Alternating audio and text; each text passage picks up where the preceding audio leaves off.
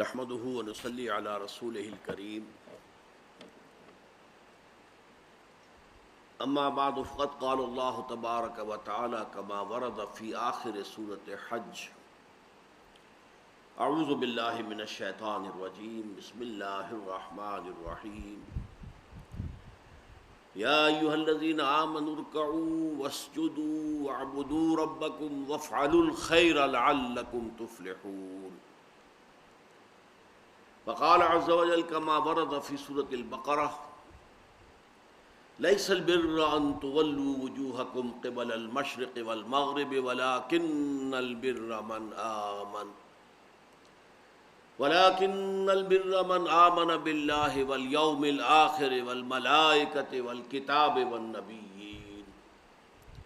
وآتى المال على حبه ذوي القربى واليتامى والمساكين وابن السبيل والسائلين وفي الرقاب وأقام الصلاة وآتى الزكاة والموفون بعهدهم إذا عاهدوا والصابرين في البأساء والضراء وحين البأس أولئك الذين صدقوا وأولئك هم المتقون صدق اللہ العظیم وقال النبی صلی اللہ علیہ وسلم خیر الناس من ينفع الناس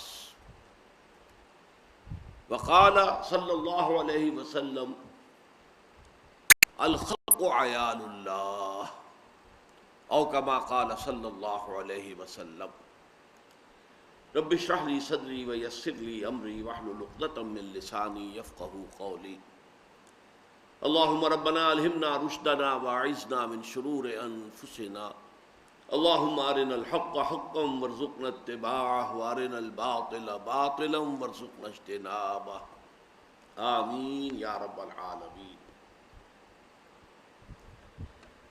دیکھیے، جہاں تک خدمت خلق کا تعلق ہے، اس کا ایک کانسیپٹ وہ ہے کہ جو آفاقی ہے، پوری دنیا میں پایا جاتا ہے، کسی مذہب کے ساتھ خاص نہیں ہے، کسی قوم کے ساتھ خاص نہیں ہے، کسی ملک کے ساتھ خاص نہیں ہے، کسی طبقے کے ساتھ خاص نہیں ہے۔ Human level, basic human morality, Hindu ہوں، سکھ ہوں، پارسی ہوں، عیسائی ہوں، مسلمان ہوں، سب کے سب، مشرق کے ہوں، مغرب کے ہوں، شمال کے ہوں، جنوب کے ہوں، سب کے نزدیک یہ متفق علیہ ہے خدمت خلق، کہ بھوکے کو کھانا کھلایا جائے، پیاسوں کے لیے پانی کا بندوبست کیا جائے، سبیلیں لگائی جائیں، کنویں کھودے جائیں، بیماروں کی دوا دارو کا اہتمام کیا جائے، ان کے علاج معالجے کا انتظام کیا جائے، ان کی عیادت کی جائے، ان کو بیک اپ کیا جائے، ان کی دلجوئی کی جائے، یتیموں کی سرپرستی کی جائے، ان کی تربیت کا، ان کی تعلیم کا بندوبست ہو، یتیم خانے کھولے جائیں تاکہ وہ بھی دوسرے اور جو بچے ہیں والدین کا سایہ جن کے سروں پر ہے، انہی کی طریقے سے وہ بھی ملک اور قوم کے اچھے شہری بننے کے قابل ہو جائے۔ بیواؤں کے لیے کوئی ایسا امدادی کار ہو، پھر مسافروں کے لیے، اس زمانے میں مسافر خانے ہوتے تھے، یہ دھرم شالائیں ہوتی تھیں ہندوؤں کے ہاں، یہ بڑے پن کے کام تھے، بڑے ثواب کے کام سمجھے جاتے تھے کہ مسافر وہاں آئے، ٹھہرے، دال روٹی بھی کھائے، اور اس سے اس کے اوپر کوئی چارج نہ ہو، کہ اس سے پیسے نہ لیے جائیں، یہ کام بھی ہوتے تھے۔ یہ سارے کام وہ ہیں کہ جیسا کہ میں نے عرض کیا کہ یہ یونیورسل ہیں، گلوبل ہیں، ہر قوم میں، ہر مذہب میں ان کا تصور موجود ہے، کم و بیش، کسی کے ہاں اس پر زیادہ ایمفیسس ہے، کسی کے ہاں قدر کم ہوگا، لیکن یہ بیسک ہیومن مورلز اور بیسک ہیومن مورالٹی سے متعلق مسئلہ ہے۔ اسلام بھی اس میں پورے طور پر شریک ہے، بلکہ اسلام نے اس سلسلے میں جو تصورات دیے ہیں ان کے اندر ایک اضافی شان پیدا ہوتی ہے۔ میں نے ابھی آپ کو 2 حدیثیں سنائی ہیں۔ حضور نے فرمایا خیر الناس من ينفع الناس، لوگوں میں سے بہترین لوگ وہ ہیں جو لوگوں کو فائدہ پہنچائیں۔ یہ خدمت خلق کے لیے بہت ہی بنیادی، یوں سمجھیے کہ ایک ایکسیم، خیر الناس من ينفع الناس۔ اسی طریقے سے دوسری حدیث میں نے آپ کو سنائی، بڑا پیارا انداز ہے، الخلق عیال اللہ، یہ تمام مخلوقات جو ہیں اللہ کے کنبے کے مانند ہیں۔ ظاہر بات ہے کہ اگر کسی کو اللہ سے محبت ہے تو اس کے کنبے سے بھی تو محبت ہوگی، یہ ایک فطری بات ہے۔ تو الخلق و عیال اللہ، تمام مخلوقات جو ہیں وہ اللہ کے کنبے کے مانند ہیں، تو ان کے ساتھ محبت کرنا، ان کے ساتھ خلوص، ان کی دلجوئی، ان کی خدمت کرنا، یہ گویا کہ اس کا ایک منطقی تقاضا ہے، لازمی تقاضا ہے۔ اور اس میں اس حد تک ہمیں احادیث کے اندر کیفیت ملتی ہے، ایسی تمثیلی انداز کے اندر، کہ شاید دنیا میں کہیں اور وہ تصور اس درجے کا موجود نہ ہو،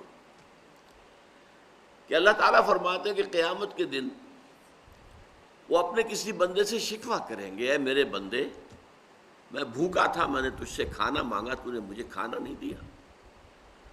وہ بندہ کہے گا اللہ تو اس سے پاک ہے، اعلیٰ ہے، برتر ہے، کہ تجھے بھوک لگے، تجھے کھانے کی ضرورت ہو۔ اللہ فرمائے گا دیکھو میرے فلاں بندے نے تم سے، وہ بھوکا تھا، تم سے کھانا مانگا تھا، تم نے نہیں دیا، وہ میں ہی تو تھا، جب وہ میرے کنبے کا تھا، الخلق و عیال اللہ، تو گویا کہ میں ہی تھا۔ اس سے بھی آگے اللہ شکوہ کرے گا کہ اے میرے بندے میں ننگا تھا، میں نے چاہا کہ تو میرا تن ڈھانپ دے، تو نے نہیں ڈھانپا۔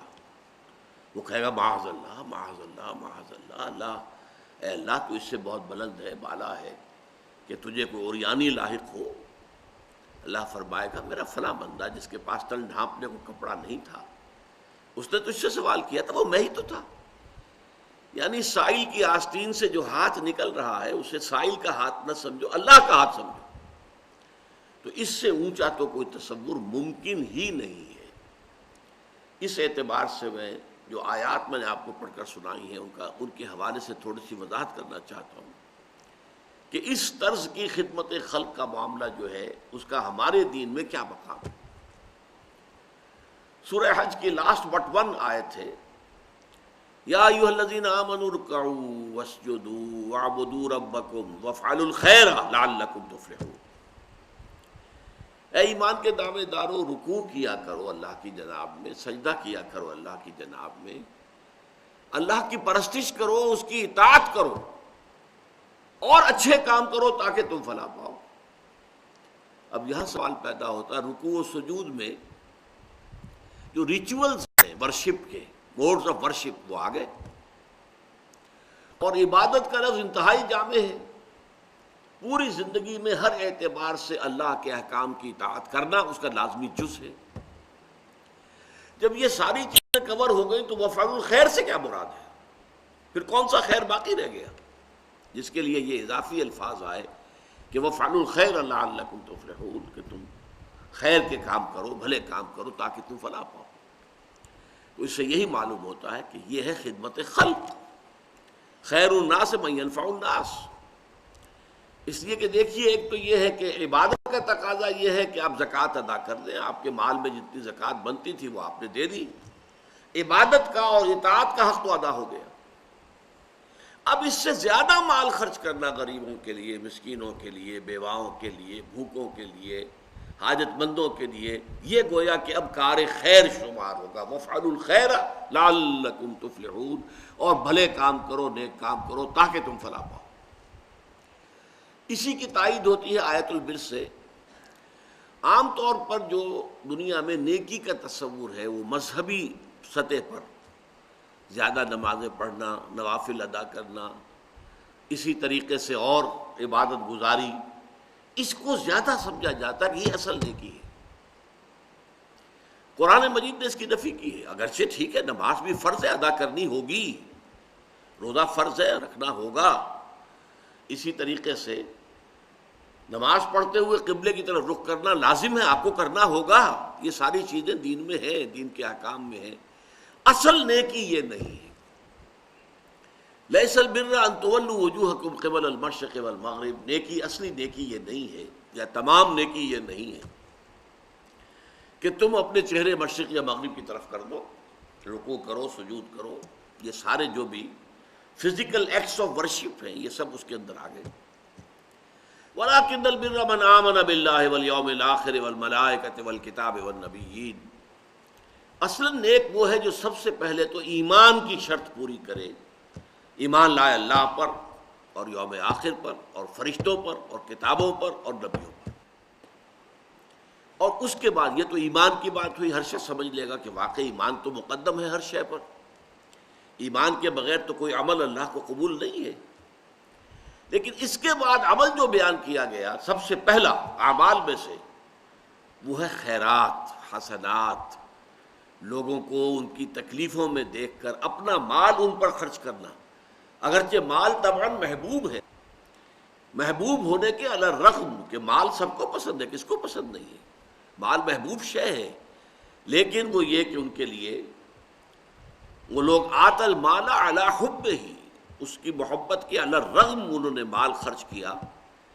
آت المال علی حب ذوی القربى، قرابت دار، رشتہ دار، والیتامى، یتیم، والمساکین، وابن السبیل، مسافر، والسائلین، دستے سوال دراز کرنے والے، مانگنے والے، وفی الرقاب، اور گردنوں کو چھڑانے میں. رقبہ کہتے ہیں گردن.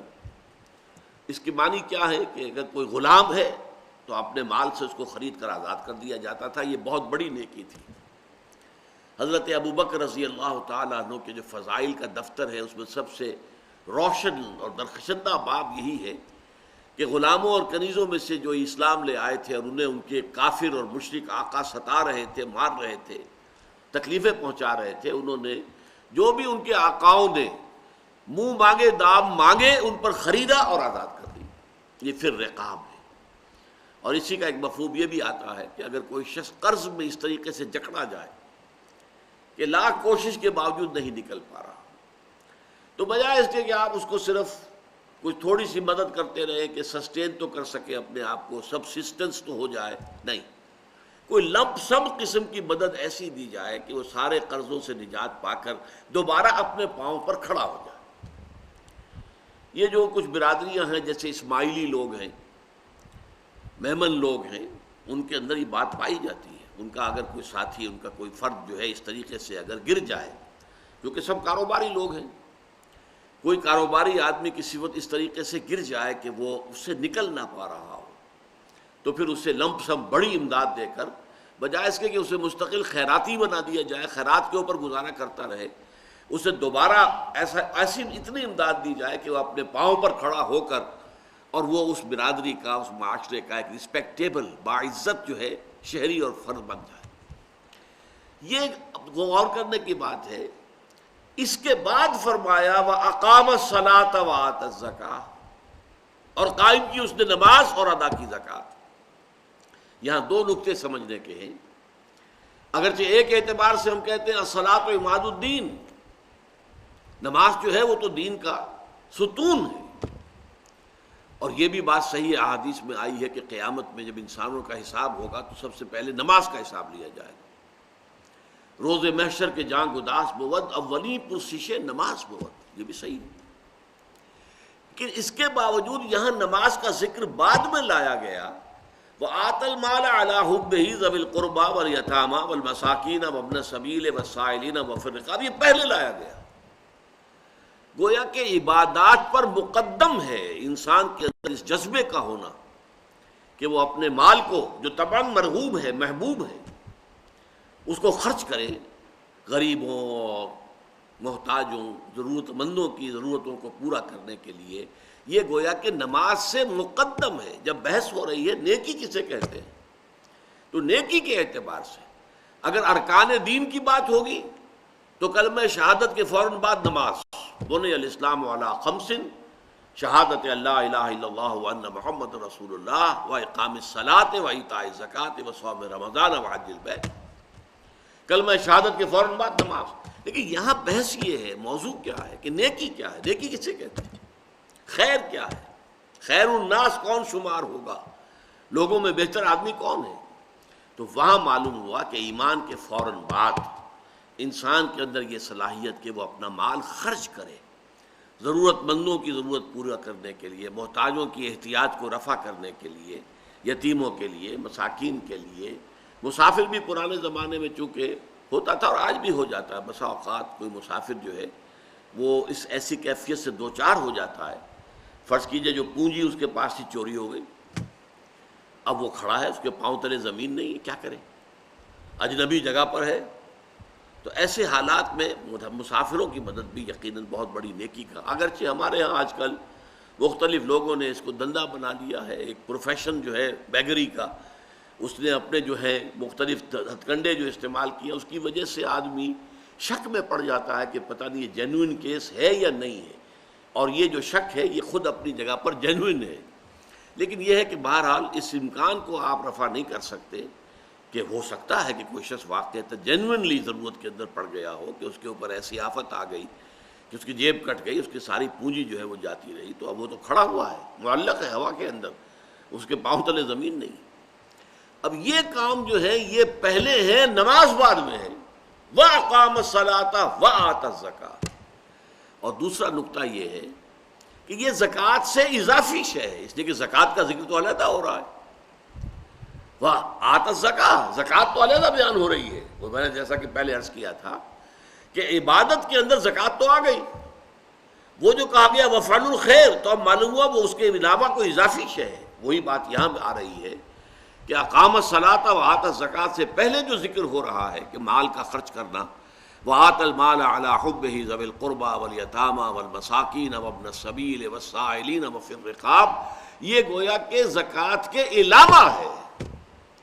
یہ نقطہ بہت کم لوگ جو مذہبی مزاج کے لوگ ہیں ان کے ذہنوں میں یہ نقطہ واضح نہیں ہے، حالانکہ حضور کی ایک کلیئر حدیث ہے، ان فی المال لحقا سوی الزکاۃ، مال میں تمہارے جو حق ہے اللہ کا وہ زکوٰۃ کے علاوہ بھی ہے، یہ نہ سمجھو زکوٰۃ دے دی تو سارا حق ادا ہو گیا، نہیں، ان فی المال لحقا سوی الزکاۃ۔ اور پھر آپ نے یہی آیت پڑھی لیس البر ان تولوا وجوہکم قبل المشرق والمغرب ولكن البر من آمن بالله واليوم الآخر والملائكة والكتاب والنبيين وآتى المال على حبه ذوي القربى واليتامى والمساكين وابن السبيل والسائلين وفي الرقاب وأقام الصلاة وآتى الزكاة۔ تو یہ چیزیں جیسا کہ میں نے عرض کیا اگرچہ اپنی جگہ یونیورسل ہیں، ہر مذہب میں موجود ہیں، ہر قوم میں موجود ہیں، بلکہ ایک افسوسناک حقیقت یہ ہے کہ آج ہم اگر دیکھیں تو مسلمانوں میں یہ کام کم ہے، ہندوؤں میں ہم سے یہ کام کہیں زیادہ تھا۔ ایک گنگا رام تھا جو ہسپتال بنا کے چلا گیا، ہمارے ہاں جو ہے وہ بزنس ہاسپٹل ایک بنا بھی ہے تو سب لوگوں نے زور لگا کر بنایا ہے، حالانکہ ہمارے ہاں گنگا رام کی کیا حیثیت تھی، اس وقت پیسے والے جو ہیں وہ کہیں بڑھ کر ہیں، وہ 100 گنگا راموں سے بڑھ کر ہیں، لیکن نہیں، ہمارے ہاں یہ کام کم ہے۔ یہ کام جو ہے ہندوؤں میں بہت ہے، پن کا کام، ثواب کا کام، پن کے کام، اس کے اوپر خرچ کرتے تھے، کنویں کھدواتے تھے، سبیلیں لگاتے تھے، گھوڑوں کے لیے جانوروں کے لیے پانی کا اہتمام کر رہے ہیں، اور یہ کہ پھر دھرم شالائیں بنا رہے ہیں، وہ مسافر خانے بنا رہے ہیں، یہ سارے کام ان کے ہاں تھے۔ بہرحال ہمارے ہاں اس کا جو معاملہ ہے اس کو میں ایک سیرت کے واقعے سے آپ کو یہ سنا دوں، اور یہ سیرت کا واقعہ بھی حضور پر وحی کے آغاز سے قبل کا ہے، ابھی آغاز وحی نہیں ہوا تھا۔ آپ کو معلوم ہے 25 برس آپ کی عمر تھی جب آپ کی شادی ہوئی ہے حضرت خدیجہ الکبریٰ رضی اللہ تعالی عنہا سے، اور 40 برس کی عمر میں وحی شروع ہوئی ہے، تو 15 برس جو ہیں وہ آپ کی ازدواج کی زندگی جو ہے وہ وحی کے آغاز سے قبل کی ہے۔ اس کا واقعہ ہے کہ حضور ایک مرتبہ کہیں باہر سے تشریف لائے اور پھر بڑے غمگین کیفیت میں تھے، اور آپ نے کپڑا ایک اوڑھا اور لیٹ گئے۔ حضرت خدیجہ نے سمجھ لیا کہ کوئی غم اور کوئی رنج کی بات ہے، پوچھا کیا معاملہ ہے؟ فرمایا میں گیا تھا ذرا مکے سے باہر نکل گیا تھا، فلاں وادی میں نے دیکھا ایک قافلہ ٹھہرا ہوا ہے، ایک قبیلہ ہے، ان کے جسموں پر کپڑا نہیں ہے، کھانے کو ان کے پاس کچھ نہیں ہے، نہایت لاغر ہو گئے فاقوں کے ذریعے سے، اور میرے پاس کچھ ہے نہیں کہ میں ان کی مدد کر سکوں۔ یہ کیوں؟ دولت بہت تھی، لیکن دولت تو تھی حضرت خدیجہ کی، حضور صلی اللہ علیہ وسلم کی ذاتی دولت تو نہیں تھی۔ تو اس پر حضرت خدیجہ نے رضی اللہ تعالیٰ، یہ تفسیر کبیر میں یہ واقعہ موجود ہے امام رازی کی، آپ سے کہا اچھا آپ جائیے، فلاں فلاں بڑے بڑے سردار تھے، چودھری تھے قریش کے، انہیں بلا لائیے۔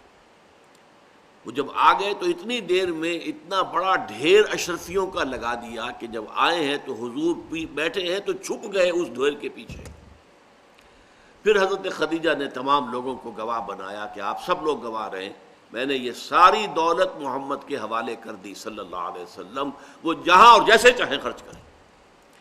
تو یہ کیفیت جو ہے ادھر حقیقت یہ ہے خدمت خلق کا یونیورسل تصور، عمومی تصور جو پوری دنیا میں ہے، جو بیسک ہیومن ویلیوز میں سے ہے۔ اور یہ تصور وہ ہے کہ جو حضور پر وحی سے پہلے پورا کا پورا موجود تھا، آپ کی شخصیت میں، آپ کی سیرت میں۔ ابھی وحی نہیں آئی ہے لیکن یہ چیزیں موجود تھیں، اس لیے کہ واقعہ نوٹ کیجئے کہ جب پہلی وحی آئی ہے اور حضور سراسیمہ ہو گئے ہیں، فرشتے سے جو ملاقات ہوئی غار حرا میں، ایک نیا ایکسپیرینس بالکل، تو بڑی طبیعت کے اندر جو ہے وہ ایک دہشت کی سی کیفیت تھی۔ تو سیرت کی کتابوں میں آتا ہے جب آپ آئے ہیں تو آپ پر لرزہ طاری تھا اور آپ نے کہا زملونی زملونی، مجھے کمبل اڑھا دو، لیٹ گئے، آپ کو بخار ہو گیا اور آپ نے کہا خشیت علی نفسی، مجھے تو اپنی جان کا اندیشہ ہے، یہ کیا میرے ساتھ واقعات پیش آنے شروع ہوئے ہیں، مجھے اندیشہ ہے کہ میں ہلاک نہ ہو جاؤں۔ اس پر حضرت خدیجہ نے فرمایا، عرض کیا اللہ آپ کو ضائع نہیں کرے گا، آپ تو یتیموں کی سرپرستی کرتے ہیں، بیواؤں کی خبر گیری کرتے ہیں، مسافروں کی مہمان نوازی کرتے ہیں، بھوکوں کو کھانا کھلاتے ہیں، آپ میں تو یہ اوصاف موجود ہیں، اللہ تعالیٰ کبھی آپ کو ہرگز ضائع نہیں کرے۔ یہی بات حضرت ابوبکر صدیق کے بارے میں آتی ہے۔ جب حضرت ابوبکر صدیق رضی اللہ تعالیٰ عنہ جب انتہائی مخالفت ہو رہی تھی اور قریش جو ہے وہ کھلم کھلا مسلمانوں کو نماز نہیں پڑھنے دیتے تھے، تو انہوں نے کہا اچھا میں ہجرت کرتا ہوں، میں بھی جاتا ہوں حبشہ کی طرف جہاں اور لوگ چلے گئے۔ مکے سے نکل پڑے ہیں تو ابن الدغنہ ایک بڑا سردار تھا، پہلوان تھا، طاقتور آدمی تھا، صاحب اثر تھا، وہ راستے میں مل گیا۔ وہ مگر کہاں چلے؟ فرمایا کہ میری قوم مجھے عبادت نہیں کرنے دیتی خدا واحد کی، تو میں اب جا رہا ہوں اپنا گھر چھوڑ کر، ملک چھوڑ کر۔ فرمایا نہیں، تم تو غریبوں کی سرپرستی کرتے ہو، تم بیواؤں کی خبر گیری کرتے ہو، تم بھوکوں کو کھانا کھلاتے ہو، we can't afford to lose you، ہم ہرگز آپ کو نہیں جانے دیں گے، آپ چلیے اور میری امان میں ہیں آپ کو کوئی نہیں روکے گا۔ تو حضرت ابوبکر واپس آ گئے، لیکن ابن الدغنہ نے یہ بات کہہ لی کہ آپ بلند آواز سے قرآن نہ پڑھا کریں، آپ اپنی نماز پڑھیں، آرام سے پڑھیں، لیکن بلند آواز سے نہیں۔ یہ بلند آواز جب آپ کی آواز نکل جاتی ہے اور دوسرے گھروں میں پہنچتی ہے تو اس سے ان لوگوں کا جو رد عمل ہوتا ہے وہ شدید ہوتا ہے۔ تو چند دن تو حضرت ابوبکر نے اس کی پابندی کی، پھر آپ نے کہا تم اپنی امان اپنے پاس رکھو، میں یہ کام نہیں کر سکتا، اور آپ نے بلند آواز سے قرآن مجید پڑھنا شروع کر دیا۔ تو میں صرف اس وقت جو میں نے عرض کیا ہے وہ یہ ہے کہ خدمت خلق کا ایک یہ تصور ہے جو ہر شریف انسان میں، ہر سلیم الفطرت انسان میں، قطع نظر اس سے کہ اس کا مذہب کیا ہے، اس کی قومیت کیا ہے، وہ کس ملک کا رہنے والا، یہ کامن ہے، یہ یونیورسل ہے۔ البتہ اب دوسری ڈائمنشن ہے خدمت خلق کی، وہ ہے خاص طور پر اسلام سے متعلق، اس لیے کہ اس کا تعلق ایمان سے ہے۔ ایمان ہمیں کیا بتاتا ہے کہ یہ دنیا کی زندگی عارضی ہے، اصل زندگی آخرت کی ہے۔ وَإِنَّ دَارَ الْآخِرَةَ لَهِيَ الْحَيَوَانُ، اصل جو ہے آخرت کا گھر جو ہے وہ اصل گھر ہے، اصل زندگی ہے۔ اب سوال یہ پیدا ہوتا ہے کہ اس دنیا کی زندگی میں کسی شخص کو بھوک لگی ہوئی تھی، اس کے پیٹ میں بھوک کی آگ لگی ہوئی تھی، آپ نے بجھا دی، کھانا کو دے دیا، کھا لیا، اس نے بھوک بجھ گئی۔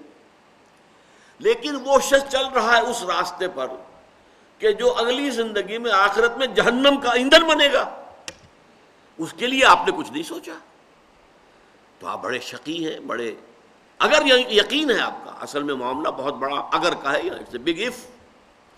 اگر واقعی آپ کو یہ یقین ہے کہ اصل زندگی آخرت کی زندگی ہے، تو پھر تو خدمت خلق یہ ہے کہ لوگوں کی آخرت سنوارنے کی کوشش کرو، انہیں سیدھے راستے کی طرف بلاؤ، انہیں اپنے خالق اور مالک اللہ تعالیٰ کے ساتھ متعارف کراؤ، گیٹ them introduced to اللہ، تعارف حاصل ہو جائے، معرفت حاصل ہو جائے اللہ تعالیٰ کی۔ تعارف یہی ہے نا، معرفت حاصل ہو جانا ایک دوسرے کی۔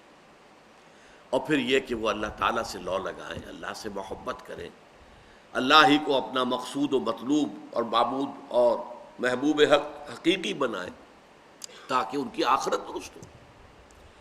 اگر یہ ہم نہیں کر رہے، اور ظاہر بات ہے کہ بھوکے کو کھانا کھلا دیا تو نیکی کا کام تو ہے، لیکن وہ چل رہا ہے اس راستے پر کہ جو اسے جہنم میں لے کر جا رہا ہے، اس راستے سے بچا کر اور جنت کے راستے پر لوگوں کو ڈالنا، جہاں ابدی راحت ہوگی، جہاں ہمیشہ ہمیشہ کے لیے روح و ریحان و جنت نعیم، اس راستے پر لے آنا، یہ سب سے بڑی خدمت خلق ہے۔ یہی وجہ ہے کہ وحی کے آغاز سے پہلے اور وحی کے آغاز کے بعد یہ آپ کو کنٹراسٹ نظر آئے گا سیرت محمدی میں صلی اللہ علیہ وسلم۔ وحی کے آغاز سے پہلے وہ نیکی کا، خدمت خلق کا تصور، بھوکوں کو کھانا کھلانا، مسافروں کی خدمت کرنا، بیواؤں یتیموں کی سرپرستی کرنا، یہ بدرجہ تمام و کمال سیرت محمدی میں موجود ہے۔ لیکن جیسے ہی وحی شروع ہو گئی اور یہ حقیقت منکشف ہو گئی کہ اصل زندگی تو وہ ہے، یہ تو عارضی ہے، 20 سال 30 سال 40 سال 50 سال ختم ہو جانی ہے، آج نہیں تو کل، کل نہیں تو پرسوں۔ کوئی شخص اگر جھگی میں رہ رہا ہے اس کو بھی موت آنی ہے، اور کوئی شخص محل میں رہ رہا ہے اس کو بھی موت آنی ہے۔ اور بالآخر ڈیتھ دی لیولر ایک نظم ہم نے پڑھی تھی، ایف اے کے کورس میں ہوتی تھی، کہ موت تو آ کے سب کو برابر کر دیتی ہے، بڑے بڑے محلوں میں رہنے والے اور بڑے جو ہے گدیلوں پر سونے والے اور مخملی جو ہیں ان کے سارے لباس اور یہ، لیکن یہ کہ بہرحال پھر انہیں مٹی میں مل کر مٹی ہونا ہے۔ اور غریب آدمی جو ہے جو چاہے کہیں فٹ پاتھ پر سو کر رات گزارتا ہو یا کسی جھگی میں رہتا ہو، وہ بھی موت کے بعد وہ بھی مٹی میں مل کر مٹی ہو جائے گا۔ تو ڈیتھ دی لیولر، یہ موت جو ہے وہ آ کر انسان کی اونچ نیچ کو ختم کر کے لیول کر دیتی ہے۔ لیکن اس کے بعد کیا ہوگا؟ بل تؤثرون الحیات الدنیا، قرآن مجید کہتا ہے کہ تمہارا جو اصل مرض ہے، تمہاری جو اصل بیماری ہے وہ کیا ہے؟ تم دنیا کی زندگی کو ترجیح دیتے ہو، پسند کرتے ہو۔ والآخرۃ خیر وابقیٰ، جبکہ آخرت کی زندگی جو ہے وہ بہت بہتر ہے اور باقی رہنے والی ہے، یہ ختم ہونے والی وہ باقی رہنے والی۔ تو ظاہر بات ہے کہ فائنائٹ اور انفائنائٹ کے درمیان کوئی ریشیو پروپورشن ممکن ہی نہیں، وہ انفائنائٹ ہے۔ خالدین فیہا ابدا، ہمیشہ ہمیشہ کے لیے۔ اس زندگی کو سنوارنا، اس زندگی کو بہتر بنانے کی کوشش کرنا، یہ سب سے بڑی خدمت خلق ہے۔ لیکن جیسا کہ میں نے عرض کیا، اس کا تعلق ایمان کے ساتھ ہے۔ اگر آپ کو یقین ہے کہ اصل زندگی آخرت کی زندگی ہے، جیسے سورہ عنکبوت میں فرمایا وَإِنَّ الدَّارَ الْآخِرَةَ لَهِيَ الْحَيَوَانُ لَوْ كَانُوا يَعْلَمُونَ، اصل میں تو آخرت کا گھر جو ہے وہ اصل زندگی ہے، کاش کہ انہیں معلوم ہوتا۔ تم اس کو زندگی سمجھے بیٹھے ہو، یہ تو عارضی سے ٹھکانہ ہے۔ ایک بڑی پیاری تمثیل حضور نے بیان فرمائی، مالی ولی دنیا انما مثلی کراکب استظل تحت شجرۃ ثم راح فترکها، مجھے تمہاری اس دنیا سے کیا سروکار، کوئی تعلق ہی نہیں میرا۔ میری مثال اس مسافر کی سی ہے، اس سوار کی، اونٹنی پر ہے یا گھوڑے پر ہے، سوار ہے، مسافر ہے، وہ کسی درخت کے نیچے تھوڑی دیر رکتا ہے سستانے کو، آرام کرنے کو، پھر وہ اپنا راستہ لیتا۔ وہ درخت اس کا گھر نہیں ہے، وہ منزل نہیں ہے، وہ ایک عارضی قیام گاہ ہے۔ تو یہ دنیا کی زندگی تو ہماری عارضی قیام گاہ ہے، اصل گھر جو ہے وَإِنَّ الدَّارَ الْآخِرَةَ لَهِيَ الْحَيَوَانُ لَوْ كَانُوا يَعْلَمُونَ، آخرت کی زندگی جو ہے وہ اصل میں اصل زندگی ہے، کاش کہ انہیں معلوم ہوتا۔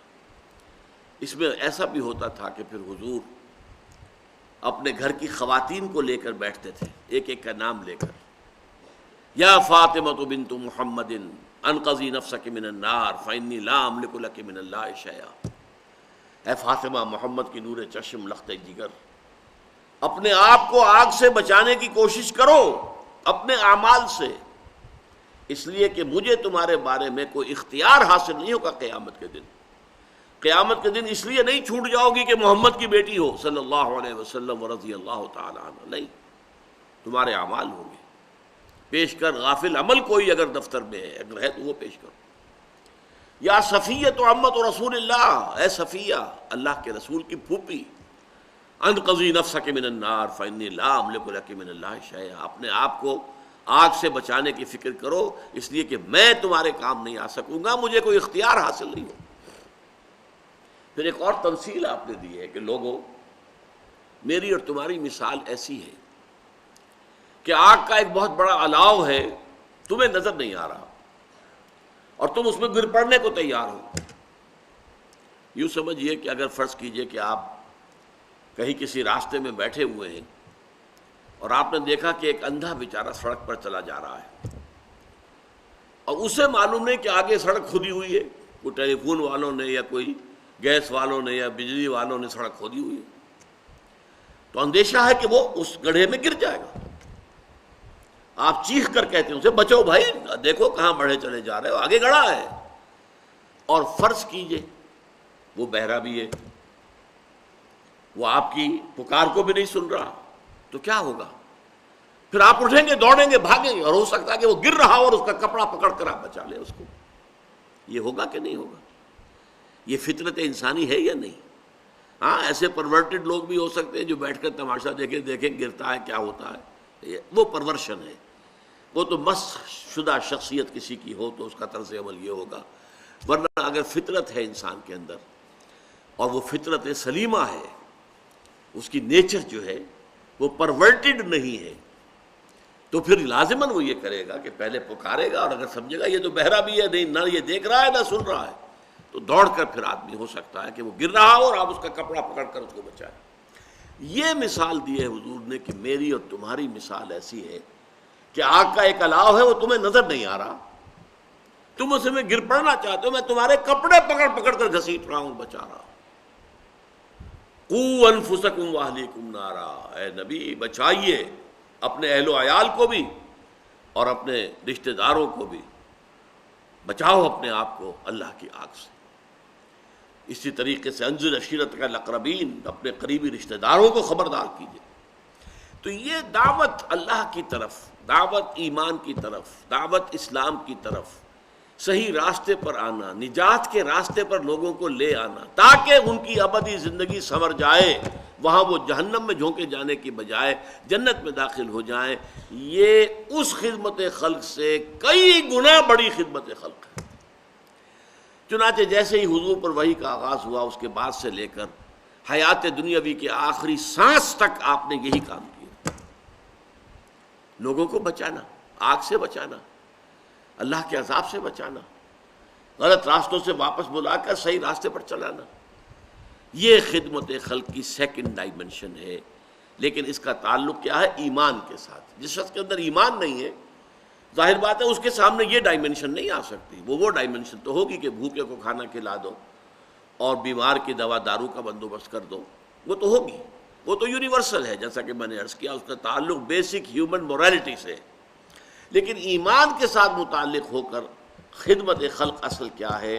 لوگوں کو گمراہی کے راستوں سے اور جہنم کی طرف جانے والے طور طریقوں سے بچا کر ایمان اور اسلام کے راستے پر گامزن کرانا تاکہ ان کی ابدی اخروی زندگی درست ہو جائے۔ اب ایک تھرڈ ڈائمنشن ہے خدمت خلق کا، ایک تیسرا تصور۔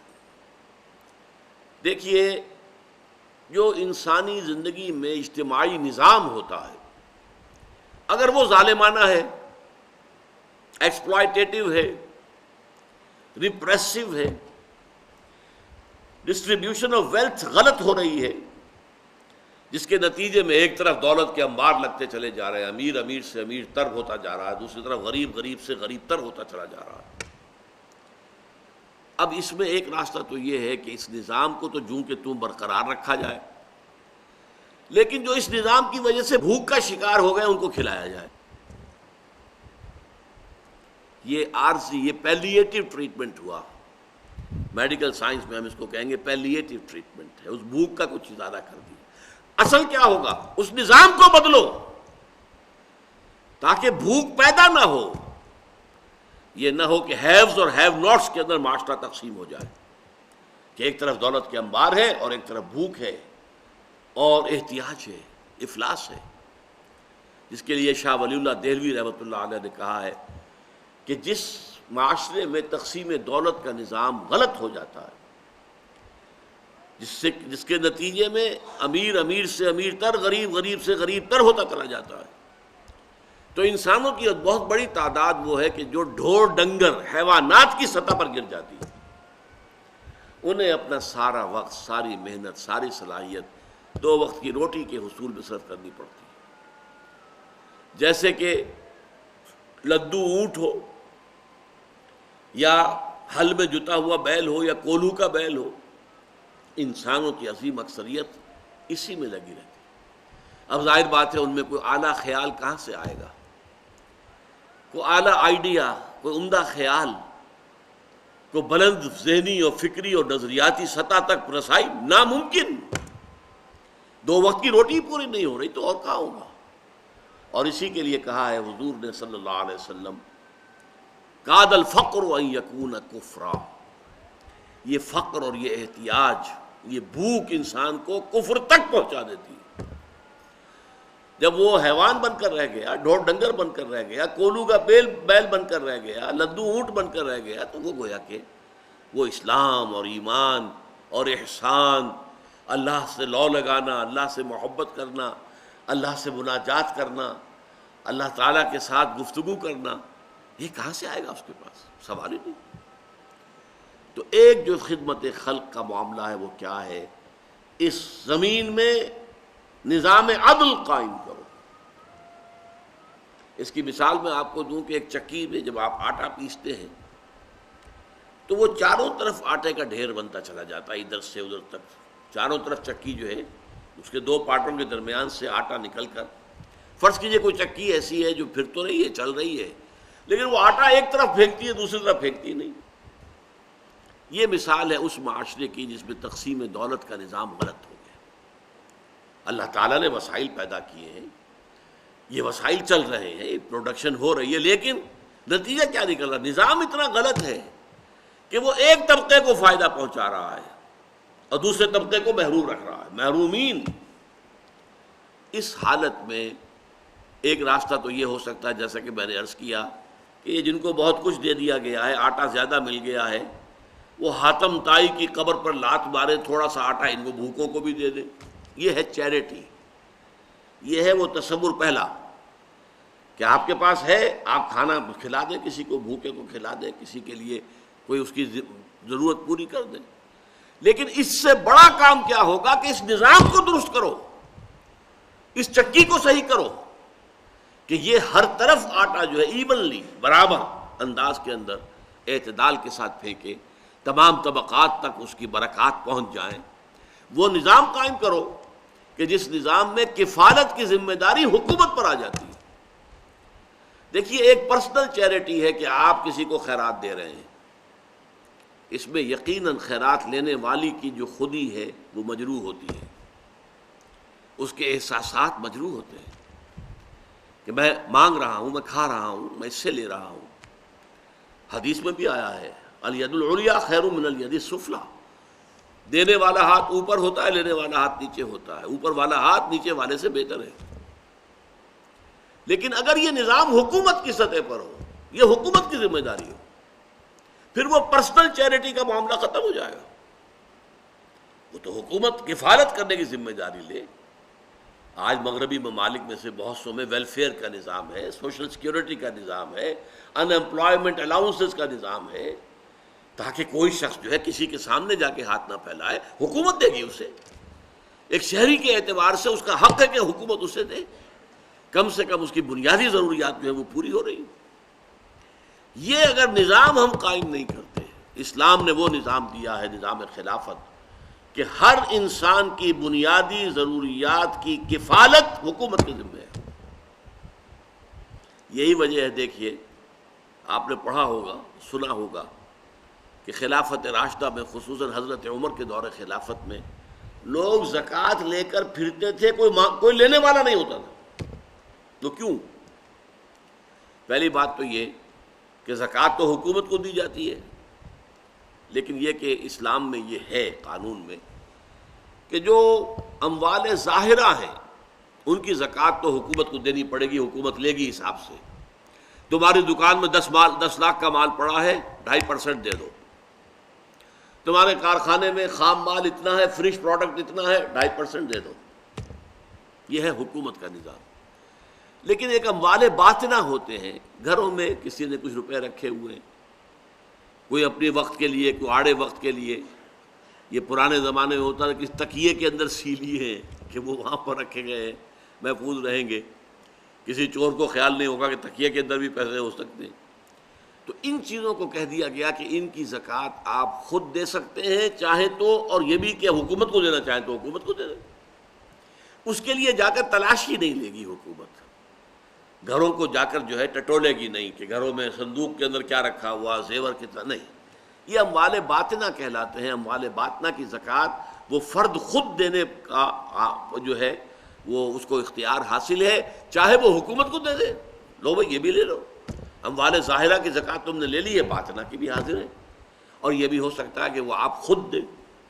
اچھا، خود دینے میں ایک لذت تو ہے نا. وہ جو حضور کی حدیث ابھی میں نے سنائی، الید العلیٰ خیر من الید السفلیٰ، دینے والا ہاتھ جو اوپر ہوتا ہے وہ نیچے والے ہاتھ سے بہتر ہے. تو ایک لذت تو ہے نا کہ آپ دے رہے ہیں، کوئی لے رہا ہے، آپ ڈونر ہیں، کوئی ریسیپینٹ ہے. لیکن حضرت عمر کے زمانے میں وہ کفالت عامہ کا نظام ریاست کے تحت جب قائم ہو چکا تھا، ہر شہری کی بنیادی ضروریات کی کفالت ریاست کے ذمے ہے، تو اب کوئی زکوٰۃ کاہے کو لے؟ لہذا آپ کو یہ واقعہ ملتا ہے کہ لوگ اپنی زکوٰۃ لے کر پھرتے تھے، ان کا قبول کرنے والا کوئی نہیں ہوتا. Why should they accept? ہماری ذمہ داری تو حکومت پر ہے. اب ظاہر بات ہے کہ یہ جو نظام کو برپا کرنا ہے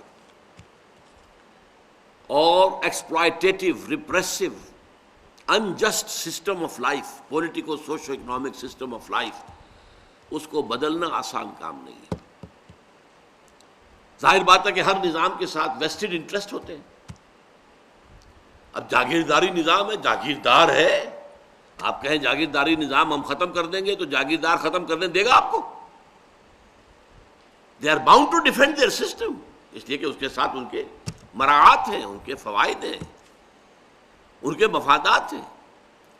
بادشاہی نظام آپ سعودی عرب میں ختم کرنے کی کوشش کریں تو سعودی آپ کو ختم کرنے دیں گے؟ آل سعود جن کی حکومت ہے، جن کے بلین ڈالر کے جو ہے وہ محل بنتے ہیں، وہ آپ کو نظام تو ختم نہیں کرنے دیں گے. اس نظام کو ختم کرنے کے لیے جد و جہد کرنی پڑتی ہے، انقلابی جد و جہد. اس کے لیے انقلابی جد و جہد، پہلے ایک پارٹی وجود میں آئے، ڈسپلن پارٹی، جو تن من دھن یہاں تک کہ جان بھی قربان کرنے کو تیار. کمیونسٹ پارٹی آف رشیا، بولشویکس، مونشویکس، انہوں نے کوئی کم قربانیاں نہیں دی تھی. ایسے ہی زار کی حکومت ختم نہیں ہوئی تھی، بڑی قربانیاں دے کر ہوئی تھی. صحابہ کرام نے بھی جب نظام قائم کیا، حضور نے اور صحابہ نے، محمد الرسول اللہ والذین معہ، تو سینکڑوں صحابہ کو جام شہادت نوش کرنا پڑا کہ نہیں؟ خود حضور زخمی ہوئے یا نہیں ہوئے؟ آپ کے دندان مبارک شہید ہوئے کہ نہیں ہوئے؟ آپ کے خون جو ہے اس سے احد کی مٹی اور طائف کی مٹی وہ سیراب ہوئی یا نہیں؟ تو یہ انقلابی جد و جہد، یہ پھر اسلام کی روح سے سب سے بڑی نیکی. چینج سسٹم، نظام کو بدلو، عادلانہ، منصفانہ، based on justice and fair play, جس میں ڈسٹریبیوشن آف ویلتھ جو ہے وہ اکویٹیبل ہو، جس میں ہر فرد کی بنیادی ضروریات انڈر رائٹ کرے ریاست. اس نظام کو قائم کرنے کی جد و جہد کرو. یہ پھر نیکی کا سب سے اونچا تصور ہے، جس کو کہا گیا ایک حدیث کے اندر، ضربۃ السنام منہ الجہاد فی سبیل اللہ. اسلام کو حضور نے ایک درخت سے تعبیر کیا، تشبیہ دی، جیسے درخت کی جڑ ہوتی ہے. تو اسلام کی جڑ کیا ہے؟ کلمہ شہادت، لا الہ الا اللہ محمد رسول اللہ. پھر درخت کا ایک تنا ہوتا ہے. تنا کیا ہے اسلام کا؟ اقام الصلاۃ و ایتاء الزکوٰۃ، زکوٰۃ کی ادائیگی اور نماز کا قائم کرنا. پھر درخت میں اوپر برگ و بار آتے ہیں، پتے ہیں، شاخیں ہیں، پھل لگ رہے ہیں، یہ اس کی چوٹی ہے. تو ضربۃ السنام منہ، اسلام کی چوٹی جو ہے وہ الجہاد فی سبیل اللہ، اللہ کا جہاد، اللہ کی راہ میں جہاد کرنا.